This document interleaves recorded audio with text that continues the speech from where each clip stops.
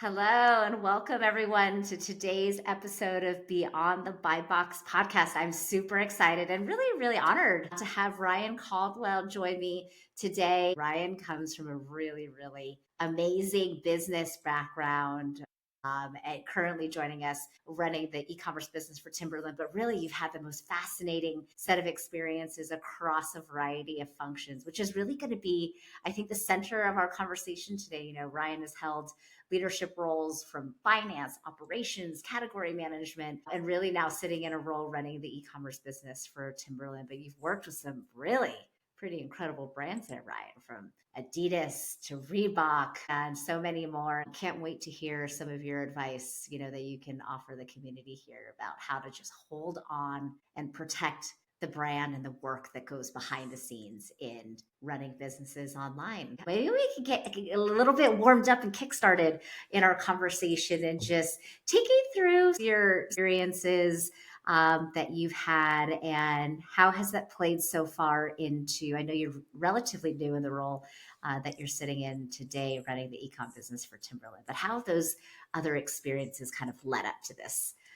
Yeah, particular no, role for you? of course. Yeah. And first off, thank you for having me. I think this is really cool and I'm honored to kind of take the time and chat through my experiences.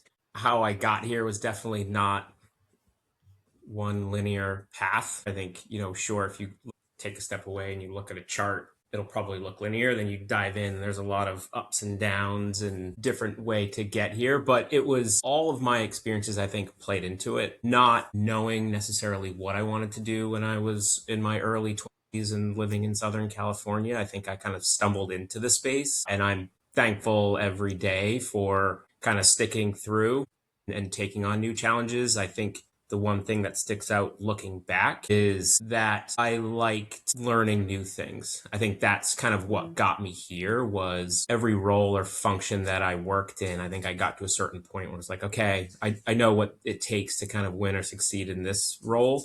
Like what's next? Like what else could I challenge myself with? I think I quickly learned that when you're kind of put in uncomfortable positions, it's where I kind of thrive in the workplace. So it's really kind of what got me here. And yeah, I'm still learning to this day. I mean, every day I feel like I learn something new, especially working in the digital and e-commerce space, which is seemingly changing by the hour. So I think it's kind of my path has kind of set me up for success here.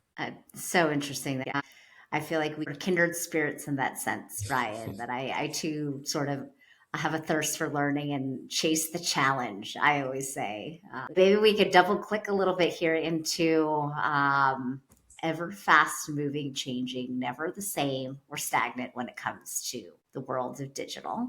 I'm curious from your lens and any of the experiences you've had, even in the other functional roles that you've sit in, or the leadership role that you're in today running the ecom digital business at Timberland. What would you say are some of the biggest challenges that can disrupt your strategy? Like, what are some of the biggest challenges that you have been faced with when it just comes to the online universe? Yeah, I mean, I think in the digital space, I would say it comes down to technology and just the pace at which things evolve today, right? I'm not even going to say change because it's like, it's just evolving. Like new stuff is coming to light all of the time. There are different, commercial channels to get into through digital, the way in which consumers search nowadays, like that has Yeah. expanded a lot. I mean, it's still largely driven by Google, but now there's all sorts of things from Chat GPT to YouTube to Reddit, like that's expanding also. So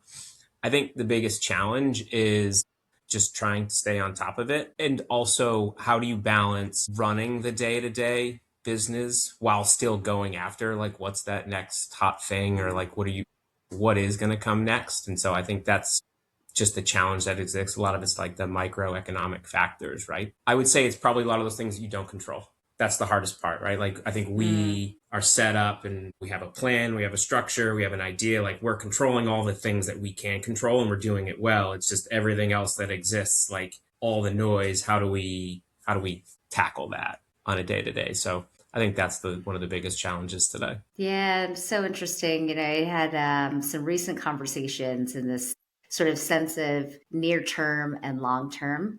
how they kind of intersect together. So, in the near term, how do you pivot or carve out the time to go after some of these emerging technologies in order to keep up or stay ahead, whether it's of your competition, but also there's probably many out there that also represent or try to represent Timberland or other brands that you've worked with in the past, especially in online marketplaces where everyone is sort of an open free for all, it can feel like. And I can really appreciate what you're saying here about you have the things that you can control and then things that you can't, but staying very focused, preparing for the things you can't necessarily control to the best that you can, but staying kind of steady against the activities you can. You have to be okay, like with the things that you can't control. It can be chaotic, but you have to almost be comfortable with that unknown piece and how to navigate through it. And I mean, I think the way that I approach it is largely how I approach new roles or taking on new things. And that's like being okay not knowing or not being the expert, right? Like, I know that I don't know everything, very far from it, but that's okay, right? And that's where like you lean on people on the team or cross-functional partners or a vendor or a new partner. Like, that's where lean on the experts to help kind of guide your way. I think that allows for a more successful kind of business or brand to kind of tackle some of these things as well. I love that. And I'm sure you probably have an extra layer of appreciation because you've come from some of these other function and have sat in roles and learned while also leading, which is such a tricky, tough muscle, but also one to be really, high-fived for. I'm curious, how do you use those experiences in having worked in a variety of functions and bringing kind of cross-functional teams together to tackle challenges? And I particularly, when I think about the speed at which things move in an online kind of digital ecosystem, what have you found as sort of some of those tried and true things that you do that brings in, or where you do lean on other partners to come together to stay the course?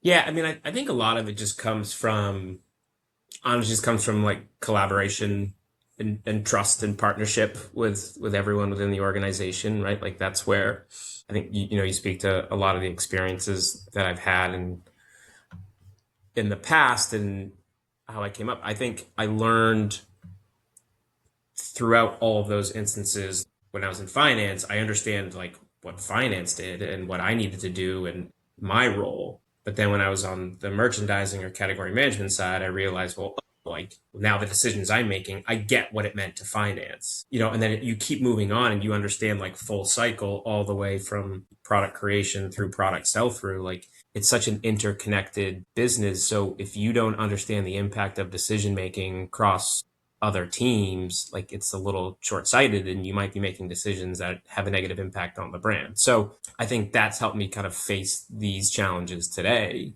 especially in the digital world that's always changing. It's like you have to be thinking all the way from product creation all the way through sell through and bringing in all of those people, because everyone is so important and vital to the success of a product launch or whatever it might be. So that's where it's like key to success. Yeah.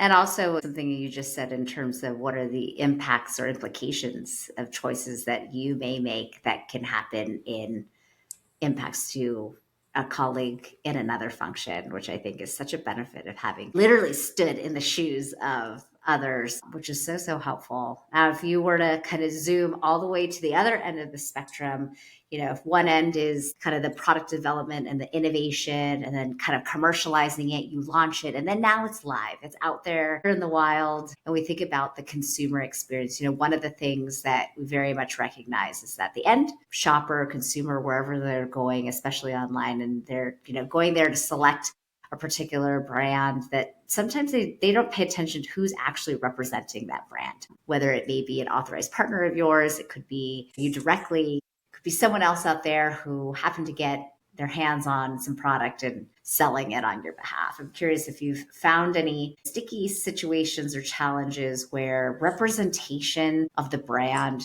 that you've been working on is just not what you had planned, or situations that have just gotten really sticky and that you had to work through any kind of challenge.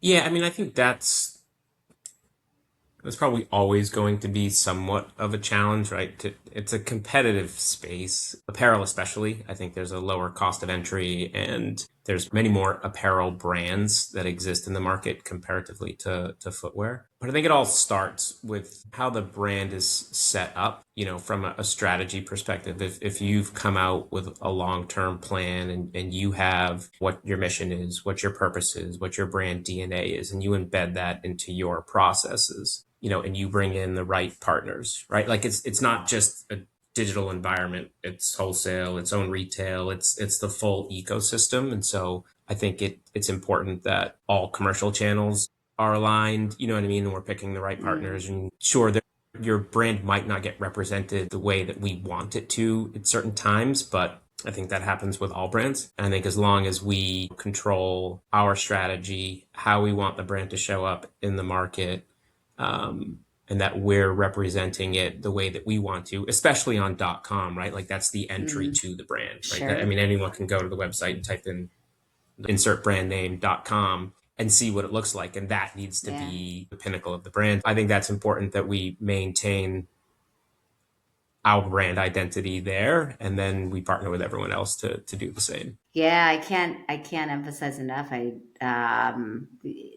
What you're mentioning just in terms of the importance of having the brand strategy and having it be clear and executable across partners and across channels. I'm glad you mentioned kind of the alignment across channels, which I know it's the active coordination across sort of a variety of arms that all play different roles and then also have kind of similar roles to play, at the same time, which can be tricky and complex, especially with large established organizations like VF and brands like Timberland.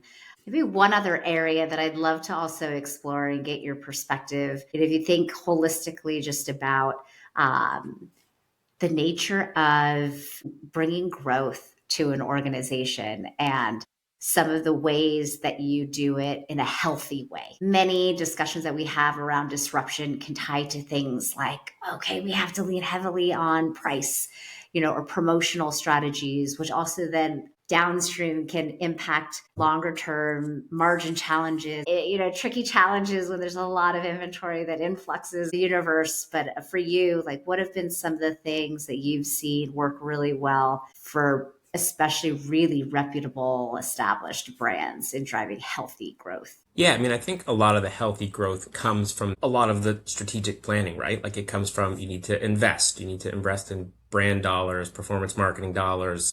It needs to be like a fully vetted out plan, cross channel, all including marketing, right? It's not going to come from just one area.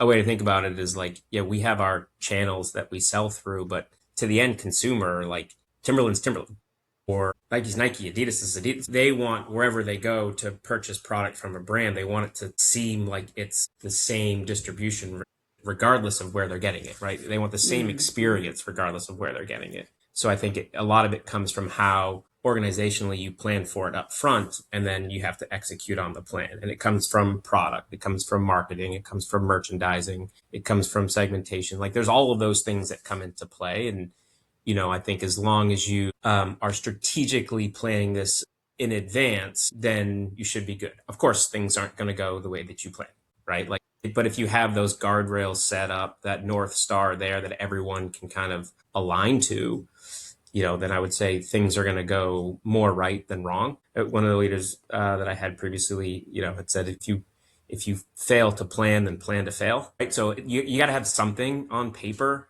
that everyone's aligned to, so that when you're going through, and you're coming into making decisions, or this team's going and doing that, you can ladder back to what that strategy is.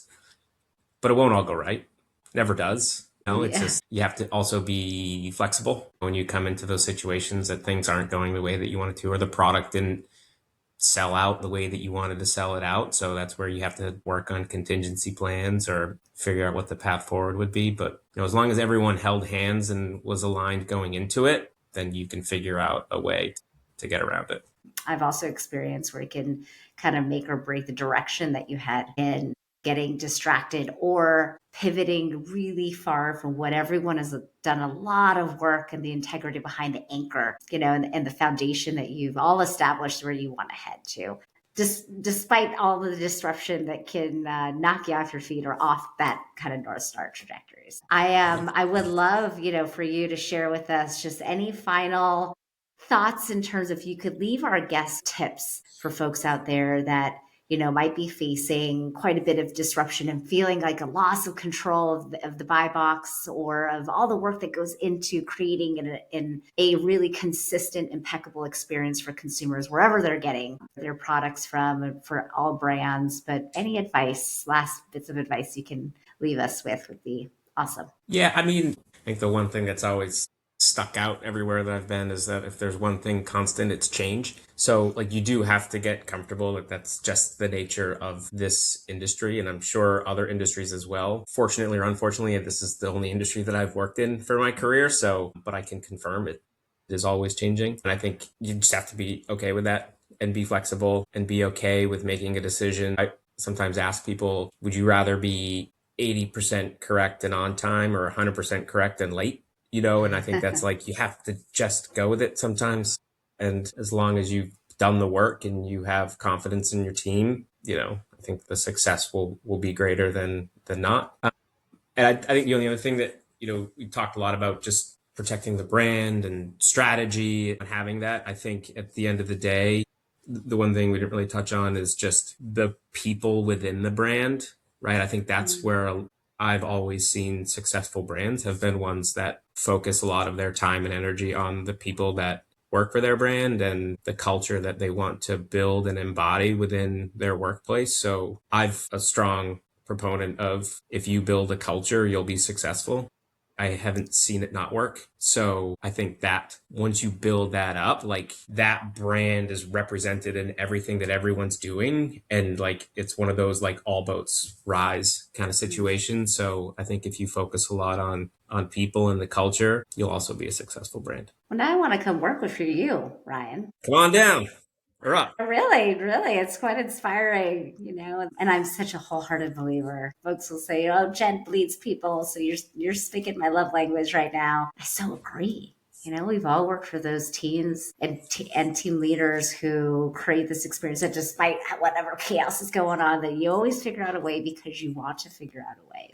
I'm so happy you left us with that last piece of advice, because I think it's a huge one. As a reminder for any of us who are, team leaders out there, or those who are part of teams, I'm sure can really appreciate those leaders that they're working with that put that as a priority. Yeah, of course. It's priority Awesome. number one. Well, thank you so much for today's chat. I'm super excited to share this with everybody, and really, really appreciate it. Yeah, no, I appreciate the time and allowing me to kind of speak and give my opinion. So thank you.